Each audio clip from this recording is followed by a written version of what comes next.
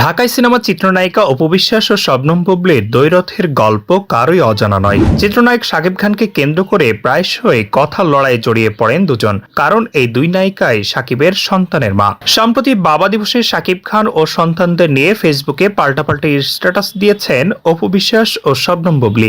এরপরেই নেটিজেনরা বলছে, দুজনের একজন শাকিবকে নিয়ে স্ট্যাটাস দিলে বা কোনো মন্তব্য করলে কিছুক্ষণ পরেই অপরজনও তার প্রতিক্রিয়া নিয়ে হাজির হন। বিষয়গুলো নিয়ে যেন এক প্রকার ক্লান্ত বিরক্ত অপু বিশ্বাস। তাই রোববার 15 জুন রাতে এক ফেসবুক স্ট্যাটাসে ভক্ত, অনুরাগী ও শুভাকাঙ্ক্ষীদের উদ্দেশ্যে স্পষ্ট এক বার্তা দিয়েছেন অভিনেত্রী। সেখানে অভিনেত্রী জানিয়েছেন, কোনো ধরনের অসুস্থ প্রতিযোগিতার মাঝে তিনি নেই। আপাতত নিজের কাজ ও সন্তানকে নিয়ে ব্যস্ত থাকতে চান তিনি।